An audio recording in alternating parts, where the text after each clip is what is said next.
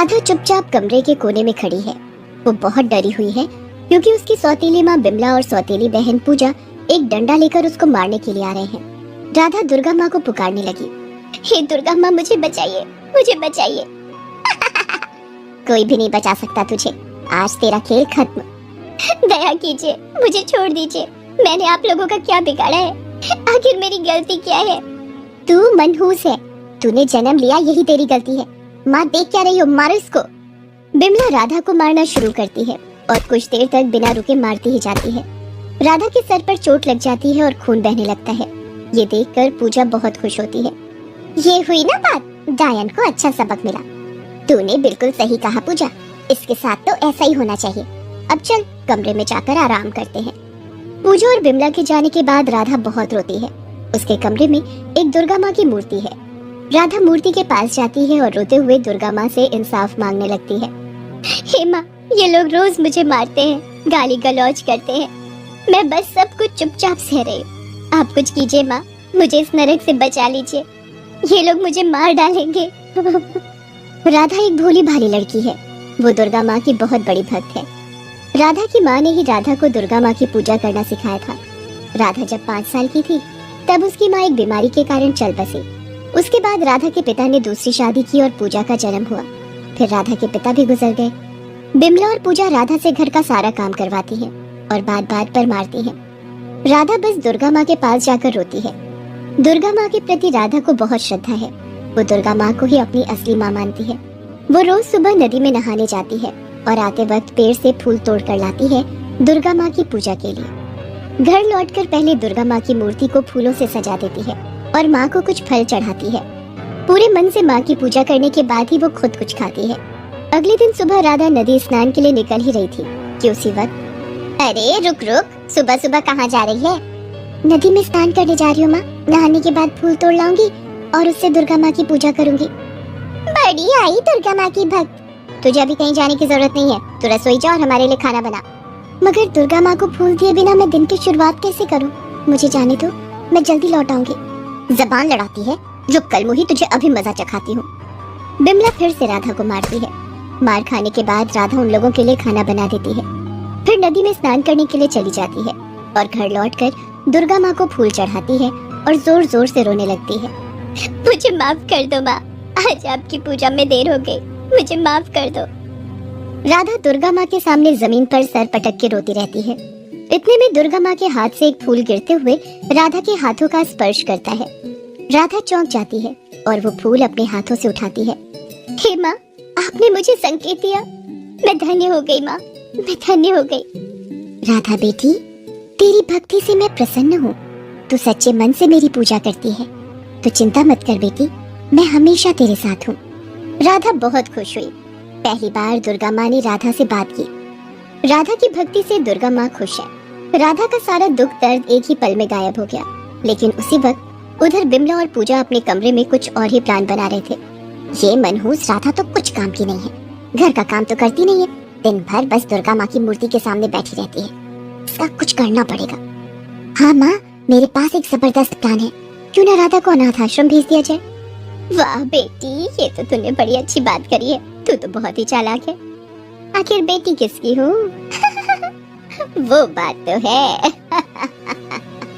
बिमला तुरंत अनाथ आश्रम में खबर कर देती है और अगले दिन सुबह राधा जब नदी में स्नान करने के लिए निकल जाती है, उसके बाद अनाथ आश्रम से एक औरत आती है राधा को ले जाने के लिए। थोड़ी देर बाद राधा घर वापस आती है और वो औरत उसके सामने आती है। तुम ही राधा हो ना? हाँ, क्यों?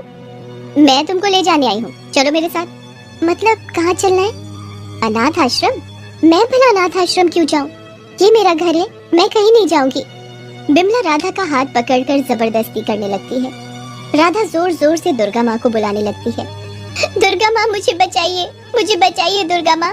राधा की आवाज सुनते ही दुर्गा माँ मूर्ति से बाहर आती है और उनकी आंखों से एक चमत्कारी रोशनी निकलती है और तुरंत पुलिस आ जाती है। क्या हुआ? ये लड़की चिल्ला क्यों रही है? राधा पुलिस को सब कुछ बताती है।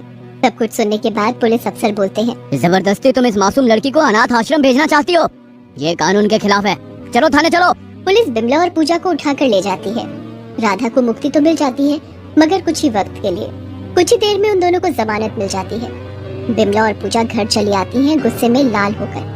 पता नहीं पुलिस कहाँ से आ गई। पुलिस के चक्कर में सब कुछ बर्बाद हो गया। पुलिस के चक्कर में नहीं, उस राधा के चक्कर में सब कुछ उल्टा पड़ गया। तुमने देखा माँ कैसे दुर्गा माँ को बुला रही थी? वो और उसकी दुर्गा माँ दोनों का खेल मैं खत्म कर दूंगी। नवरात्रि आने वाली है और नवरात्रि का पहला दिन ही राधा का आखिरी दिन होगा। बिमला और पूजा फिर से एक प्लान बनाती है। कुछ दिन बाद नवरात्रि आ गई। राधा सुबह सुबह नींद से उठकर दुर्गा माँ के पास आई। दुर्गा माँ, आज नवरात्रि का पहला दिन है। मैं आपकी आभारी हूँ। आज मैं पूरी भक्ति के साथ आपकी पूजा करूंगी। इसके बाद राधा नदी में नहाने के लिए निकल गई। बिमला और पूजा इसी पल का इंतजार कर रहे थे। असल में बिमला चिड़ियाघर से एक मगरमच्छ को खरीद कर लाई है और उसे पिंजरे में बंद करके रखा है। राधा नहाने के लिए जब नदी में उतरती है तब नदी के उस पार से बिमला और पूजा मगरमच्छ को नदी में छोड़ देती है और छुपकर तमाशा देखती है। मगरमच्छ भूखा था। उसको सामने राधा दिखी तो उसने राधा पर हमला कर दिया। राधा जोर जोर से चिल्लाने लगी, बचाओ बचाओ। चिल्लाते चिल्लाते राधा बेहोश हो गई। तभी वहाँ पर दुर्गा माँ प्रकट हुई और तेज रोशनी से मगरमच्छ पर वार किया। मगरमच्छ ने राधा को छोड़ दिया और पीछे मुड़कर नदी किनारे चला गया। अब उसके सामने बिमला और पूजा है। मगरमच्छ ने उन दोनों पर हमला किया। वो दोनों जान हाथ में लेकर भागने लगे, पर मगरमच्छ से छुटकारा न पा सके। दुर्गा माँ राधा को नदी से उठाकर घर ले आई। अब तुझे डरने की कोई जरूरत नहीं है राधा बेटी। बिमला और पूजा को अपने किए की सजा मिल चुकी है। वो दोनों अब यहाँ कभी नहीं आएंगे। आपका लाख लाख शुक्र है माँ, आप महान हैं। आप भी मेरी माँ हैं। इसी तरह दुर्गा माँ ने अपनी परम भक्त राधा की मदद की। अगर हम साफ दिल से दुर्गा माँ को पुकारेंगे तो दुर्गा माँ हमारी मदद भी जरूर करेंगी, क्योंकि वो माँ है। तो जोर से बोलो, दुर्गा माँ की जय। ये कहानी है सुंदरपुर गांव की। इस गांव में चंदा नाम की लड़की अपने बूढ़े पिता के साथ रहती थी। चंदा माँ दुर्गा की अनन्य भक्त थी। गांव के ठाकुर साहब ने बहुत पहले दुर्गा माँ का एक मंदिर बनवाया था। चंदा की हर दिन की शुरुआत माता के इसी मंदिर में माता की सेवा से होती। वो तड़के ही नहा लेती और फूल तोड़ने चली जाती थी। फिर वो उन फूलों को लेकर मंदिर जाती। पुजारी जी के आने से पहले माता के मंदिर की सफाई करती और फिर उन फूलों से माता का श्रृंगार करती। उसके बाद बचे हुए फूलों को मंदिर के बाहर बेचती। उन्हीं फूलों को बेचने से उसकी जो भी कमाई होती उसी से उसका घर चलता था। फूल ले लो फूल, ताजे ताजे फूल। फूल ले लो भैया, मेरी माता को ये लाल वाले फूल बहुत पसंद है। तो हर दिन की तरह उसके पास ग्राहक आते और इसी तरह से फूल खरीदते। अरे ताजे फूल है ना? हाँ हाँ बाबू साहब, बिल्कुल ताजे हैं। मेरी माँ को क्या मैं बासी फूल चढ़ाऊंगी? गांव के पुजारी जी भी चंदा को बहुत प्यार करते थे। चंदा माँ की भक्त तो थी ही, उसका स्वभाव भी बहुत अच्छा था। वो किसी की भी मदद के लिए हमेशा तैयार रहती थी। एक दिन की बात है, जब सुबह सुबह वो फूल तोड़ रही थी तो उसे किसी कुत्ते के पिल्ले के रोने की आवाज आई। अरे ये तो किसी पिल्ले की आवाज आ रही है, लेकिन ये आवाज आ कहाँ से रही है? वो आवाज की दिशा में आगे बढ़ी। कुछ दूर चलने पर उसे बहुत बड़ा सा गड्ढा देखा। उसने उसमें झाँक कर देखा तो उसमें एक कुत्ते का पिल्ला गिरा हुआ था। उस गड्ढे के अंदर कंटीली झाड़ियाँ भी थी। वो उसमें गिरकर फंस गया था और उसके शरीर से खून निकल रहा था। वो उन कंटीली झाड़ियों से खुद को निकालने की कोशिश कर रहा था, लेकिन वो बहुत छोटा था, इसीलिए उसे सफलता नहीं मिल रही थी। अब चंदा ने उसकी ऐसी हालत देखी तो उसे उस पर बहुत दया आ गई। अरे ये तो कितना छोटा सा है, बेचारा कितनी बुरी तरह से घायल है। मुझे इसकी मदद करनी होगी। चंदा उस पिल्ले को बचाने के लिए उस गड्ढे में खुद उतर गई। गड्ढा बहुत गहरा था, इसीलिए उसे परेशानी हुई। पिल्ले को बचाने में कंटीली झाड़ियाँ उसे भी चुभी और खून निकलने लगा, लेकिन उसने इस बात की परवाह नहीं की और उस पिल्ले को बाहर लेकर आ गई। पिल्ला प्यार से उसे देखने लगा। उसने भी उसे गले लगा लिया। देख, अब तू उधर मत जाना, तू गिर गया था ना, समझा? अब वहाँ नहीं जाना। चल अब मैं जा रही हूँ, मुझे मंदिर जाना है। उसके बाद चंदा भागी भागी मंदिर पहुँची। पुजारी ने जब उसकी ये हालत देखी तो उससे पूछा, माफ करिएगा पुजारी काका, आज बहुत देर हो गई। मेरी माँ गुस्सा तो नहीं करेगी ना मुझ पर? अरे ये क्या हालत बना रखी है तूने, और ये तुझे चोट कैसे लगी? तेरे घाव से तो खून निकल रहा है। अरे पुजारी जी, मामूली चोट है, ये तो ठीक हो जाएगी। लेकिन ये हुआ कैसे? उसके बाद चंदा ने पुजारी जी को सारी बात बताई। उसे सुनकर पुजारी जी ने कहा, तू सच में बड़ी नेक दिल लड़की है चंदा। सभी जीवों में ईश्वर का वास होता है। ऐसे भक्तों पर माता गुस्सा नहीं करती, उसे बहुत प्यार करती है। चंदा ने हाथ पैर धोकर फिर माँ का श्रृंगार आरंभ किया और फिर बाहर फूल बेचने के लिए आ गई। लेकिन जब वो बाहर आई तो उसने देखा कि वो छोटा सा पिल्ला मंदिर के बाहर उसका इंतजार कर रहा था। उसके बाद तो वो चंदा के साथ ही रहने लगा। चंदा ने प्यार से उसका नाम रखा था राजा। लेकिन एक पिल्ले का इस तरह मंदिर के आसपास रहना सूरजमल को बिल्कुल पसंद नहीं आया। वो चंदा को हमेशा इस बात के लिए टोक देता। अरे चंदा, तेरा दिमाग ठिकाने पर है कि नहीं? ये मंदिर के आसपास कुत्ते के पिल्ले का क्या काम? तुझे पता है ना, इसके कारण पूरा वातावरण अपवित्र हो जाता है। चल इसे भगा दे यहाँ से।